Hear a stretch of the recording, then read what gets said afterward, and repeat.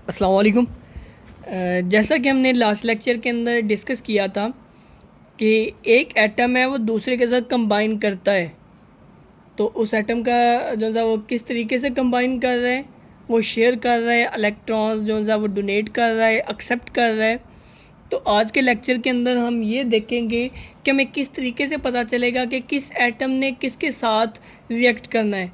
अब ये नहीं है कि अगर हाइड्रोजन है तो वो हर किसी एटम के साथ रिएक्ट कर जाए कि ये वो क्लोरीन के साथ भी कर रहा है, वो जो सा है वो जो सा है लिथियम के साथ भी कर रहा है, वो हर किसी के साथ कर रहा है। ये इस तरीके से ये पॉसिबल नहीं है। अब हर एक एटम है वो स्पेसिफिक एटम के साथ और स्पेसिफिक कंडीशंस में ही वो जो सा वो बाइंड करेगा।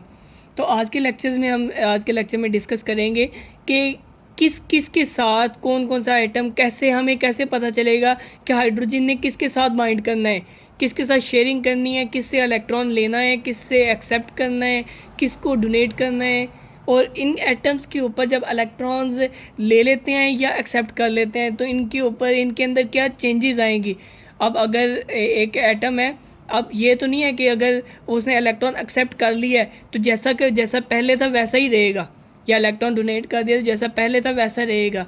ऐसा नहीं है, उसके अंदर चेंज आएगी। क्या चेंज आएगी, हम आज के लेक्चर के अंदर उस चेंज को डिस्कस करेंगे।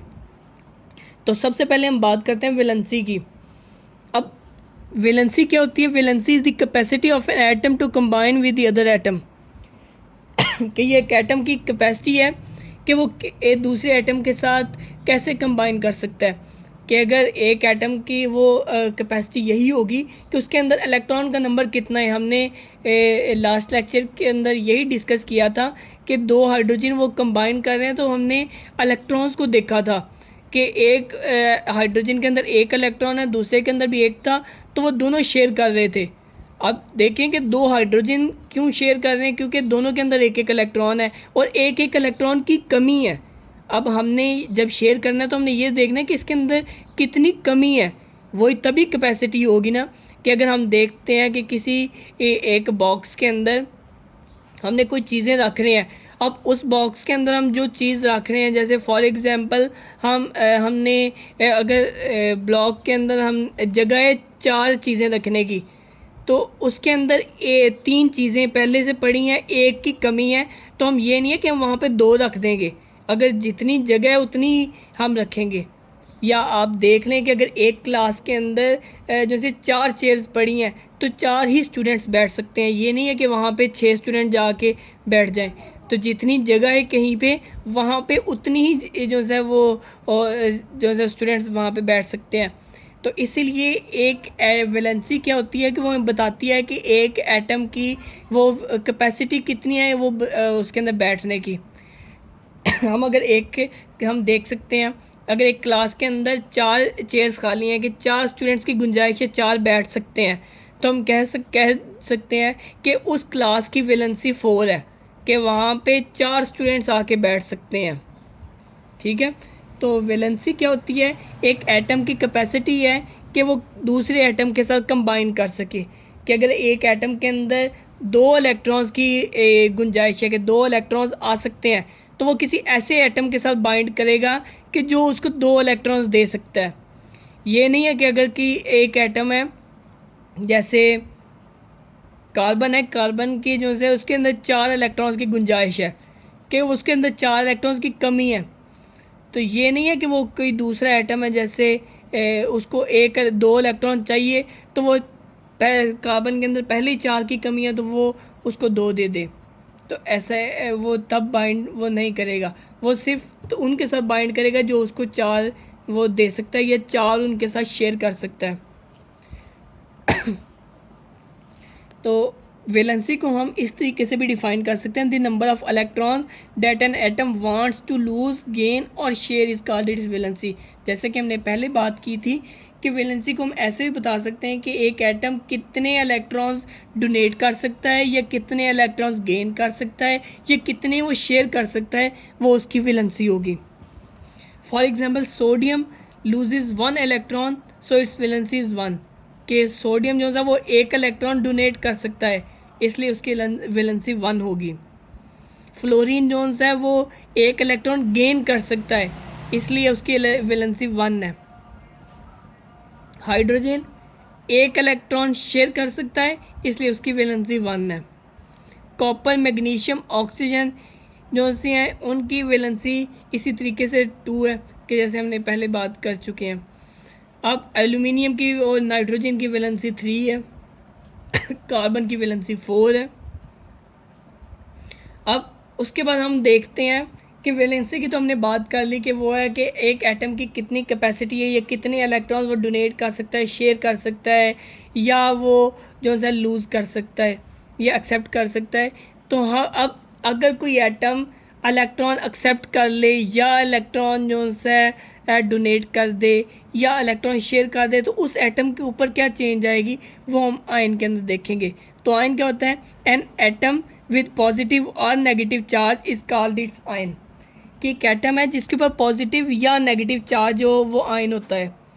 हमने बात की थी एटम की कि atom as a whole neutral है, कि उसके ऊपर कोई चार्ज नहीं होता, कि जितने प्रोटॉन के नंबर हैं उतने ही इलेक्ट्रॉन के नंबर हैं।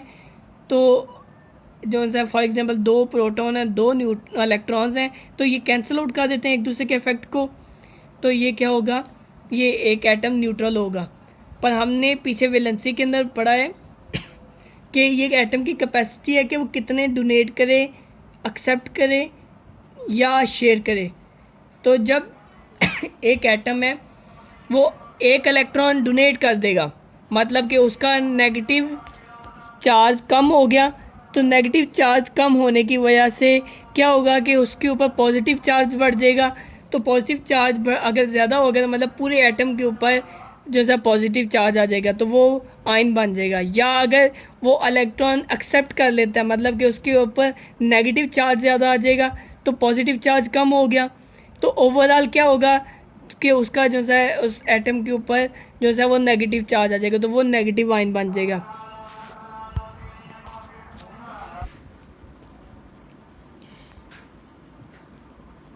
फॉर एग्जांपल सोडियम आयन है, तो सोडियम के ऊपर आपको जैसे ये नज़र आ रहा है कि इसके ऊपर पॉजिटिव चार्ज है। हमने बात की थी कि सोडियम की जो सी वैलेंसी है वो 1 है। तो वो 1 किस तरीके से वैलेंसी है, और ये सोडियम आयन जो है ये बन गया है क्योंकि 1 वैलेंसी है, उसके पास आउटर मोस्ट शेल के अंदर जो है एक ही इलेक्ट्रॉन था। फॉर एग्जांपल अगर पहले शेल के अंदर 2 इलेक्ट्रॉन्स हैं, दूसरे शेल के अंदर अगर एक इलेक्ट्रॉन होगा तो उसके 7 इलेक्ट्रॉन्स लेना उसके लिए मुश्किल है, एक इलेक्ट्रॉन डोनेट करना आसान है। सोडियम ने क्या किया, एक इलेक्ट्रॉन उसने डोनेट कर दिया, कि एक इलेक्ट्रॉन किसी और एटम को दे दिया, क्लोरीन को दे दिया फॉर एग्जांपल। तो अगर एक इलेक्ट्रॉन दे दिया मतलब कि पहले उसके पास 3 प्रोटॉन 3 इलेक्ट्रॉन थे, तो उसके ये सपोज कर तो उसके बाद क्या हुआ कि अगर उसने एक इलेक्ट्रॉन बाहर से निकाल दिया, प्रोटॉन 3 ही है, इलेक्ट्रॉन का नंबर कम हो गया। अगर इलेक्ट्रॉन का नंबर कम हो गया, प्रोटॉन उतने ही हैं, तो क्या हुआ, उसके ऊपर वो जो एक्स्ट्रा प्रोटॉन था, तीसरा जो प्रोटॉन है वो उसका चार्ज इसके ऊपर आ जाएगा। ऐसे क्लोरीन है, क्लोरीन के ऊपर क्या हुआ, एक इलेक्ट्रॉन इसने एक्सेप्ट कर लिया, चार्ज नेगेटिव चार्ज ज़्यादा हो गया, तो यहाँ पे इसके ऊपर जो है ये नेगेटिव आयन बन गया। इसी तरीके से ऑक्सीजन 2 इलेक्ट्रॉन जो है उसने एक्सेप्ट किए, तो इसके ऊपर नेगेटिव आ गया। कॉपर ने 2 इलेक्ट्रॉन डोनेट कर दिए, इसके ऊपर 2 पॉजिटिव चार्ज आ गए। तो ये आपके ये आयन बन गए। ऐसा एटम जिसके ऊपर कोई पॉजिटिव या नेगेटिव चार्ज हो उसको हम आयन कहते हैं। तो जब एटम जो सा कोई भी एटम है एक या एक से ज़्यादा इलेक्ट्रॉन रिलीज़ करता है आउटर मोस्ट शेल के अंदर से, तो वो क्या होता है कि वो पॉजिटिव चार्ज बन जाता है। कि एक या एक से ज़्यादा अगर इलेक्ट्रॉन निकाल देगा तो क्या होगा कि जो सा हमने बात की थी कि कैंसल आउट इफेक्ट के अंदर के जितने प्रोटॉन थे उतने ही इलेक्ट्रॉन थे। अगर इलेक्ट्रॉन्स कम हो गए मतलब प्रोटॉन उसके पास ज़्यादा हो गए हैं, तो वो प्रोटॉन जो उनसे हैं वो ज़्यादा होने की वजह से वो क्या हो गया कि उस एटम के ऊपर पॉजिटिव चार्ज बन गया, तो हम उसे पॉजिटिव आयन कहेंगे या उसे कीटाइन कहेंगे। तो जिस एटम के ऊपर पॉजिटिव चार्ज आता है या उसे हम पॉजिटिव आयन बोलते हैं या हम उसे कीटाइन बोलते हैं। तो पॉजिटिव आयन को हम कीटाइन कहते हैं। ऐसे ही एक एटम है अगर वो एक इलेक्ट्रॉन एब्जॉर्ब कर लेता है, किसी से ले लेता है, तो वो क्या होगा कि उसके ऊपर उसके अंदर इलेक्ट्रॉन प्रोटॉन से ज़्यादा हो गए, मतलब नेगेटिव चार्ज ज़्यादा आ गया, तो उस नेगेटिव चार्ज की वजह से हम उसे नेगेटिव आयन या एनाइन बोलते हैं। अब जैसा कि ये फ्लोरीन है, इसके ऊपर इसके अंदर इस वक्त कितने इलेक्ट्रॉन्स हैं? 1 2 3 4 5 6 7 इलेक्ट्रॉन्स इसके अंदर आने चाहिए थे। तो अब दूसरे सोडियम एटम के पास एक इलेक्ट्रॉन एक्स्ट्रा है। जब ये एक इलेक्ट्रॉन दूसरे के अंदर जो है दूसरे एटम के अंदर शिफ्ट कर देगा, उसके ऊपर एक इलेक्ट्रॉन ज़्यादा आ गया कि पहले इसके पास जो है इसका जो है प्रोटॉन जो है 9 है, तो एक जो है इसके पास ज़्यादा आ गया, तो वो क्या हो गया कि इसका इलेक्ट्रॉन नंबर ज़्यादा हो गया, तो नेगेटिव चार्ज ज़्यादा होने की वजह से ये नेगेटिव आयन बन गया। तो आज के लेक्चर के अंदर इतना ही, बाकी इंशाल्लाह हम नेक्स्ट लेक्चर में डिस्कस करेंगे। Thank you.